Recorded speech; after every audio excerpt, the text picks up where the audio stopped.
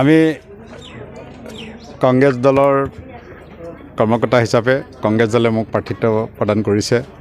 গতিকে কংগ্ৰেছ দলৰ এটা সুশৃংখলিত দল, কংগ্ৰেছ দলৰ শক্তিশালী স্থিতি আছে। কংগ্ৰেছ দলৰ শক্তিশালী স্থিতিৰ সৈতে শৃংখলাবদ্ধভাৱে আমি নিৰ্বাচনী প্ৰচাৰ কাৰ্যত অগ্ৰসৰ হৈছোঁ। আজি ইতিমধ্যে আমি মিংমাং নলবাৰী জয়ন্তপুৰ পঞ্চায়ত কৰিলোঁ। ইয়াৰ পাছৰ পৰাই আমি বৰদলনি মিছামাৰীকে আৰম্ভ কৰি কেইবাখনো জেগাত সভা আৰম্ভ কৰি আমি এটা কথা দেখিছোঁ যে এই নিৰ্বাচনী প্ৰচাৰত এইবাৰ কংগ্ৰেছ দলক জনসাধাৰণে অফুৰন্ত সহযোগিতা জনাইছে।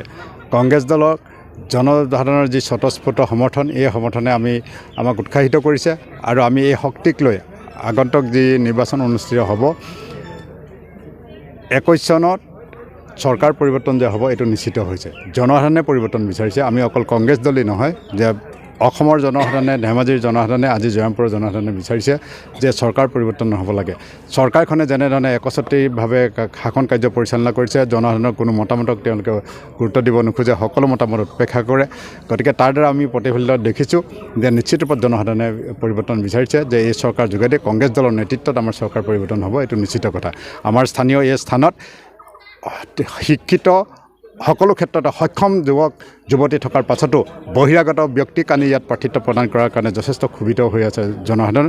গতিকে এইসকল ব্যক্তিক উৎখাত কৰিব সংকল্প গ্ৰহণ কৰিছে। ছাৰ, ধেমাজিত হাগ্ৰামা মহিলাৰে আহিবনে আপোনালোকে কেম্পিং কৰিবৰ কাৰণে? আমি তেখেতসকলে আমাৰ যি ব্যৱস্থা আছে ব্যৱস্থাত জনাইছোঁ। তেখেতসকলে ইয়াত কেম্পেইনিং কৰাটো তেওঁলোকে সিদ্ধান্ত ল'ব। আমাৰ ব্যৱস্থাৰ যিহেতু আছে ইতিমধ্যে তেওঁলোকে আহিলে চিৰিয়েলি কৰিব। গতিকে গোটেইখিনি ক্ষেত্ৰত তেওঁলোকে উচিত সিদ্ধান্ত ল'ব। আৰু ছাৰ, এতিয়া নিৰ্বাচনত জিকি হ'লে আপুনি কি ৰাইজৰ কাৰণে কি কাম কৰিব?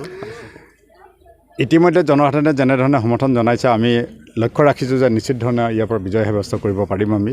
গতিকে ইয়াৰ পৰা মই যিহেতু ধেমাজিৰে ল'ৰা, মই হলডুঙাৰ ল'ৰা, মই এই নদীৰ মাজতে ডাঙৰ দীঘল হোৱা, ইয়াৰ সমস্যাৰ মাজত ডাঙৰ দীঘল হোৱা ল'ৰা। গতিকে ধূলি বালিৰ লগত মই মিলিত হ'ব পাৰোঁ। ইয়াৰ সকলো সমস্যা মোৰ অনুভৱ আছে। মই নিশ্চিত ৰূপত দৃঢ় পদক্ষেপ ল'ম এই সমস্যাখিনি সমাধান কৰাৰ ক্ষেত্ৰত। এই ঠাইখনত মই সকলোতকৈ জাকত জিলিকা কৰিবলৈ মোৰ সকলো পদক্ষেপ অক্ষুণ্ণ থাকিব।